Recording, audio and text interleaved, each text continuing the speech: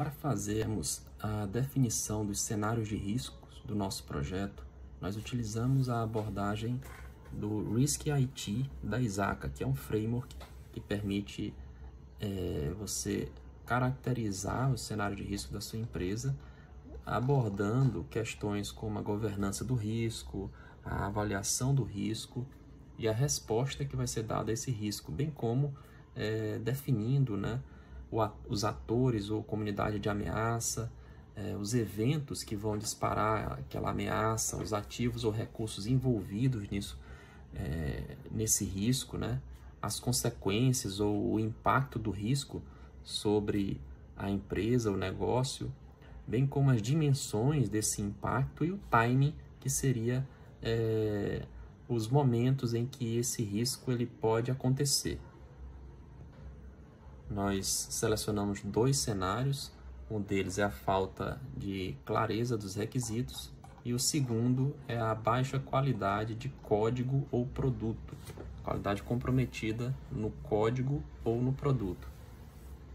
Já para a abordagem, o framework de metodologia ágil que utilizamos, nós selecionamos o Scrum, que é uma metodologia, um framework de processo que define como serão conduzido, né, o desenvolvimento do sistema, define papéis, rotinas, né, que garantem a transparência nas atividades, a rápida identificação e remoção de impedimentos, além de um processo contínuo de verificação e adaptação, né?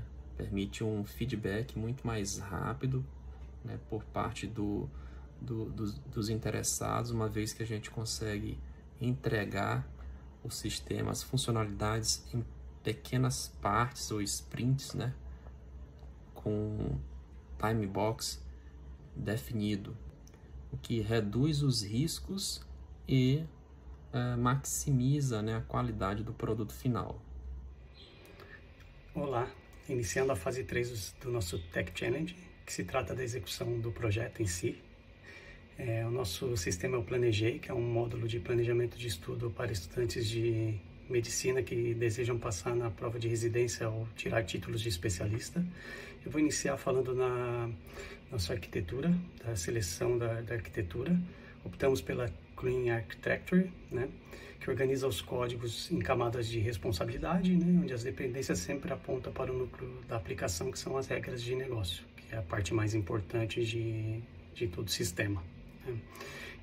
Falando um pouquinho sobre as camadas, né, as principais são as entidades, onde contém as regras de negócio, que são agnósticos à tecnologia, como banco de dados e APIs, por exemplo. Os casos de uso, que implementam a lógica da aplicação, né, orquestrando os componentes. A interface, que adapta dados entre domínio e tecnologias externas, como banco de dados e APIs. E a infraestrutura, que contém detalhes da implementação em si, como framework, banco de dados, né? Os motivos da nossa seleção por essa arquitetura são o alinhamento com as boas práticas Solid, a manutenção facilitada, um código modular facilitado a entrada de novos módulos e a manutenção de bugs, né? Independência da tecnologia, permite trocar banco de dados, frameworks, sem afetar a lógica do negócio. E com o universo cloud de hoje em dia, né, permite essa alteração de uma cloud, por exemplo. As facilidades de testes, como as regras de negócio são desacopladas, conseguimos testar independente os módulos, né, facilita muito. A autoescalabilidade. A separação em camadas permite escalar sem comprometer o núcleo da aplicação.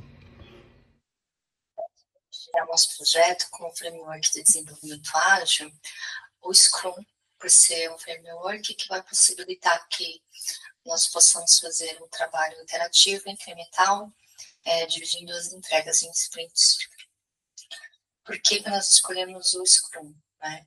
Por ser interativo e incremental, o Scrum permite um trabalho incremental, dividindo as sprints de 2 ou a 4 semanas, a nossa será de 2 em 2 semanas, de 15 dias serão essas sprints. é uma adaptação rápida, né, a mudanças, imprevistos. Então, ela é um framework que ele te possibilita essa flexibilidade, né? E entregas contínuas de acordo com o feedback, né, dos stakeholders. O planejamento do backlog e das sprints, né? A gente tem um cronograma, né, que está estruturado com base nas milestones. Esse cronograma ele tem as datas, a gente tem planejado 12 sprints, né, para esse projeto. As sprints elas vão facilitar, né, o acompanhamento desse progresso com o monitoramento, né, da evolução do trabalho. No backlog, a gente já tem a lista das funcionalidades priorizadas, né, para poder desenvolver. E a gente vai utilizar um Kanban para poder fazer a visualização, né, das tarefas e do processo. Nós dividimos, né, o projeto em épicos, e dentro desses épicos ele está detalhado em histórias, né? E essas histórias estão no nosso backlog. Está detalhado também no projeto. Os principais épicos o planejamento, né, dos estudos, porque os alunos vão poder ter personalizar, né, de acordo com a prova que ele vai querer prestar. Vai ter um painel que pode fazer o progresso, né, que ele pode acompanhar o progresso das atividades dele. E ele vai poder acompanhar detalhado por disciplinas e por tópicos. Então, esses são os principais épicos, né, e dentro disso, eles estão detalhados no nosso projeto através das histórias.